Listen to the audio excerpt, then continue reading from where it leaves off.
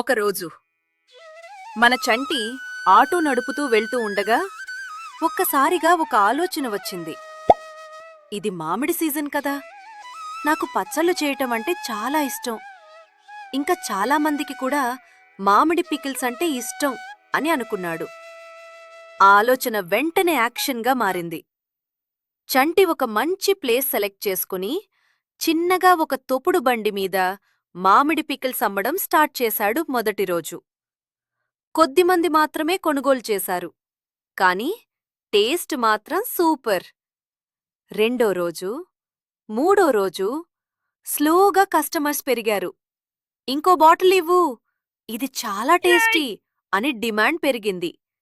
ఇది చూసి చంటి ఆనందంతో, ఇక నేను ఆటో డ్రైవర్ కాదు, పికిల్ బిజినెస్ మ్యాన్. అతని సక్సెస్ చూసి అతిలోక సుందరి కూడా అతని దగ్గరికి వచ్చింది. ఆమె ఇప్పుడు అతని మంచి ఫ్రెండ్ అయింది. చంటి, నువ్వు చాలా బాగా చేస్తున్నావు. నీ సపోర్ట్ లేకపోతే ఇది పాసిబుల్ కాదు. ఆమె హెల్ప్తో చంటి బిజినెస్ ఇంకా పెరిగింది. తొపుడు బండి నుంచి చిన్న షాప్, అక్కడ్నుంచి పెద్ద షాప్ అయింది. ఊరంతా ఇప్పుడు ఒకటే మాట, చంటి, పికిల్ అంటే టాప్ క్వాలిటీ. Final punch.